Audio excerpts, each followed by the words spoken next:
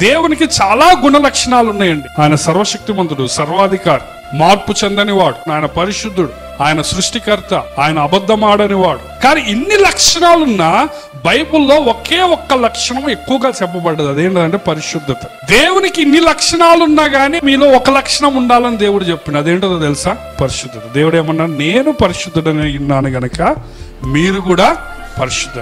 దేవునికి ఎన్నో లక్షణాలు ఉన్నాయి. నేను సర్వశక్తిమంతుడను గనక మీరు కూడా సర్వశక్తిమంతులై ఉండి అనలే. అది మన చేత కాదు. నేను సర్వవ్యాప్తిని, ఐఎమ్ ఓమ్ని ప్రెజెంట్, నేను అన్ని ప్లేసెస్ లో ఉంటాను కాబట్టి మీరు కూడా అన్ని ప్లేసెస్ లో ఉండాలి అన్నాడు ఆయన?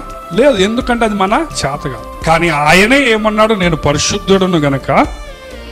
అంటే దాని అర్థమైంది, మనము ఉండగలుగుతాం. యేసు ప్రభు కొండ మీద ప్రసంగంలో ఏమంటారంటే, మీ తండ్రి ఏ విధంగా పరిపూర్ణుడో మీరు కూడా అదే విధంగా పరిపూర్ణులుగా ఉండాలి అంటే.